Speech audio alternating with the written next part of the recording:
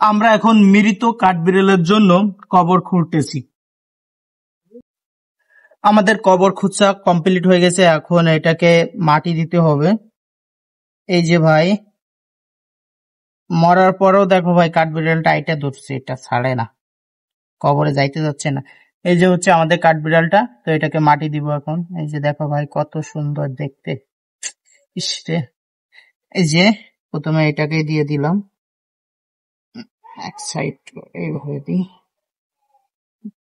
এই যে তো বড়টাকে দিয়ে দিলাম। এরপর হচ্ছে আমরা সিজার করে যে দুইটা বাচ্চা বের করছিলাম বাঁচানোর জন্য, তো বাঁচাতে পারি নাই। এই যে সেই দুইটা বাচ্চা, এই দুইটাও হচ্ছে দুই সাইডে দিয়ে রাখি। এই যে ওর মায়ের দুই সাইডে দিয়ে দিলাম। তো টোটাল আমরা তিনটা এখানে কবর দিচ্ছি।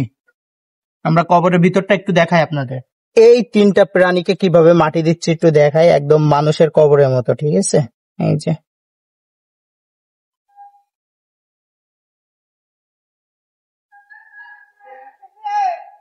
আমরা পাইট কাঠ গুলা ব্যবহার করছি বাঁশ হিসাবে।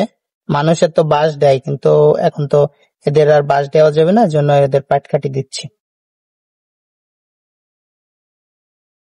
ভাই অনেক চেষ্টা করছিলাম যে মাটা মারা গেছে বাচ্চাগুলাকে বাঁচানোর, কিন্তু ভাই আমরা বাচ্চাগুলাকে বাঁচাতে পারি নাই। এভাবে দিয়ে দিলাম।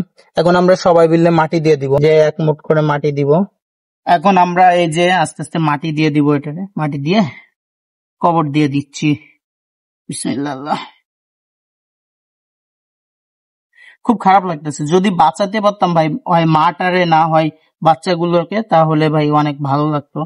কিন্তু দুর্ভাগ্যবশত আমরা একটারও বাঁচাতে পারি নাই। সিজার করে বের করছিলাম বাচ্চাগুলো, তারপরও পারি নাই।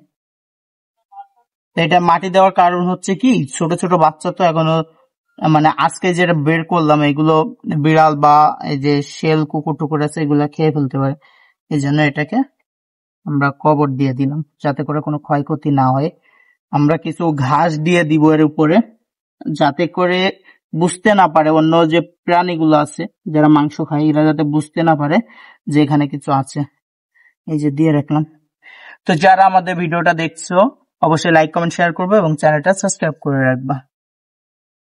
আসলে সত্যি খুব খারাপ লাগতেছে না? সবাই ভালো থাকবা, সুস্থ থাকবা। আল্লাহ হাফেজ।